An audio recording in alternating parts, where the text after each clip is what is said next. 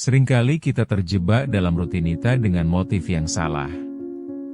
Kita beramal, tapi bukan karena tulus ingin membantu, melainkan demi mendapatkan pengakuan orang lain.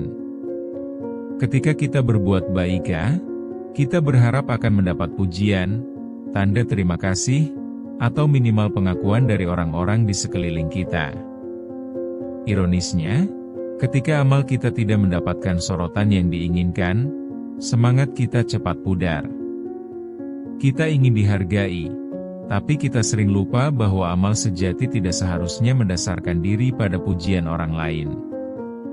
Sebuah pertanyaan muncul, seberapa jauh kita mau beramal jika semua perhatian itu hilang? Apakah kita siap menghadapi kenyataan ini? Atau tetap terjebak dalam pujian yang sesaat? Ketika amal menjadi alat untuk menunjukkan diri, kita membunuh makna sebenarnya dari berbuat baik. Di sini kita mulai merenungkan. Bagaimana jika semua amal yang kita lakukan hanya terikat pada ego kita? Jika pujian jadi tujuan utama, maka amal kita kehilangan nilainya. Kita bahkan bisa berbuat baik hanya untuk mendapatkan like di media sosial. Perilaku ini bukan hanya menjadi masalah individu, tetapi sudah menjadi fenomena. Ini saatnya kita introspeksi dan mempertanyakan motivasi di balik setiap amal yang kita lakukan. Apakah kita ingin terpuji, atau sekadar ingin memberi dengan tulus? Kenyataannya, banyak dari kita yang beramal bukan karena keinginan tulus, melainkan demi mendapatkan penghargaan dari orang lain. Kita terjebak dalam skema sosial yang membuat kita berpikir, jika tidak ada yang melihat, maka amal kita tidak berharga. Hal ini membuat kita menjadi pekerja amal yang tidak ikhlas. Kita berjuang lebih untuk mendapatkan pengakuan daripada untuk kebaikan itu sendiri. Saatnya kita sadar, pujian orang lain hanya sifatnya sementara. Seiring berjalannya waktu, kita bisa kehilangan arah dan berakhir dengan frustrasi karena tak mendapatkan apresiasi yang diinginkan. Ini adalah kebenaran pahit yang harus kita hadapi. Banyak dari kita memiliki cerita seorang teman yang selalu ingin terlihat baik di mata orang lain. Alih-alih membantu teman yang kesulitan, dia justru lebih sibuk memposting aksi baiknya di media sosial. Ketika pujian datang, ia merasa puas, tetapi ketika tanpa perhatian, semangatnya menghilang. Inilah ironi yang terjadi saat amal semakin bergantung pada sorotan publik. Kita jadi lebih fokus untuk mengesankan orang lain ketimbang benar-benar membantu. Ada pula kasus di mana kita pernah mendengar cerita seorang ibu yang mengorbankan waktu dan tenaga demi keluarganya. Namun, ketika semua yang dia lakukan tidak diakui oleh anak-anaknya, dia merasa hampa. Sebuah amal yang tulus, tapi salah kaprah karena tidak dihargai secara langsung.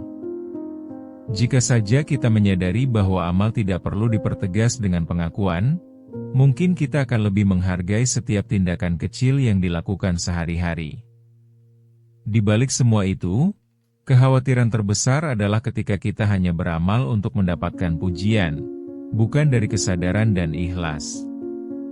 Kita mulai meremehkan poin bahwa tidak semua kebaikan harus terlihat. Ada kalanya kita harus memberi tanpa harapan mendapatkan kembali. Dengan terus mencari pujian, kita menjadi budak dari penilaian orang lain, pada saat yang sama melenyapkan keindahan dari amal yang kita lakukan. Kesadaran ini harus ditanami dalam diri kita agar tidak terus bergantung pada pengakuan yang sifatnya sementara. Jadi, apa yang seharusnya kita lakukan? Mungkin, kita perlu mulai dengan memberi tanpa berharap imbalan. Ubah cara pandang kita terhadap amal. Jadikan kebaikan sebagai sikap hidup yang mendefinisikan diri kita, bukan sekadar untuk dipuji orang lain.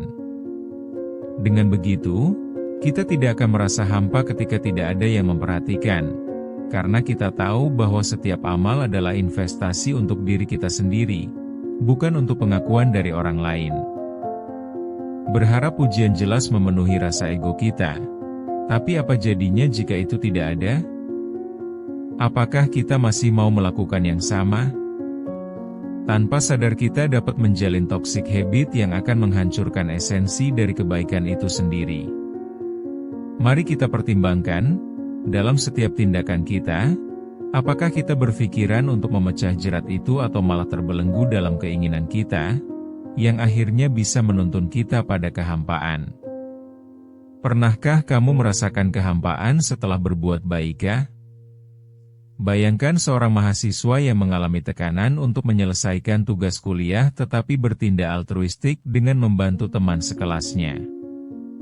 Dia berharap sahabatnya akan berterima kasih dan membaginya ke grup atau memujinya. Ketika tidak ada apresiasi, rasa lelahnya tercampur dengan kekecewaan. Atau seorang dokter yang bertahan di tengah malam, menyelamatkan nyawa seseorang, tetapi tak pernah mendengar ucapan terima kasih dari pasiennya. Dia hanya ingin tindakan mulianya diingat, tapi kenyataannya adalah tidak semua orang memperhatikan. Kita sering terjebak dalam siklus beramal hanya untuk mengejar pujian. Seorang ibu yang bekerja keras tidak hanya pulang dengan melelahkan, tetapi juga ingin dihargai oleh keluarganya. Jika anak-anaknya tidak memberikan pengakuan atas pengorbanan tersebut, rasa sakitnya jauh lebih dalam dari keletihan fisiknya. Yang lebih menyedihkan, kita terlalu sering melewatkan mengingat amalan baik itu seharusnya dilakukan tanpa paksaan. Ketika sifat kita terikat pada pujian, nilai dari tindakan tersebut mulai hilang secara perlahan, dari yang seharusnya menjadi kebaikan yang tulus menjadi sekadar pencarian pengakuan. Rasa frustrasi itu muncul ketika kita memberi, tetapi mengharapkan imbalan. Pegawai yang terus-menerus lembur, berharap kenaikan gaji atau pujian dari atasan, lalu merasa kecewa ketika semua usaha tersebut diabaikan. Ini menjadi siklus yang berbahaya, di mana kita menyalahkan orang lain atas ketidakpuasan diri kita. Apakah kamu juga merasa serupa? Mungkin saja kita jadi lebih egois, lupa dengan makna sebenarnya dari amal itu. Apakah kita berani memberi lebih besar tanpa berharap imbalan? Ini merupakan pertanyaan yang harus kita renungkan. Setiap contoh di atas adalah refleksi dari kita. Ini adalah gambaran nyata bahwa kita seringkali beranggapan, kebaikan kita seharusnya diakui oleh orang lain. Jadi, saatnya kita berbenah, dan mulai mengajukan pertanyaan. Apakah kita bersedia berbuat untuk orang lain tanpa memasukkan ego ke dalamnya? Apakah kita ingin melihat nilai dari amal kita berkembang meskipun tidak ada satu pujian pun yang didapat? Mari kita mulai dengan tindakan kecil, bertahap, namun konsisten, sehingga kita bisa membangun fondasi yang kuat untuk amal yang lebih tulus ke depannya. Setiap titik balik dimulai dari kesadaran. Kita perlu berangkat dari refleksi ini.